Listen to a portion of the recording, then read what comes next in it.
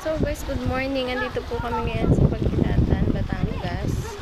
Kung makikita nyo, sobrang ganda ng place na to. Ayan. Meron pa po dito kuweba. Ayun guys. May kuweba. Sobrang ganda ng papasok nyo.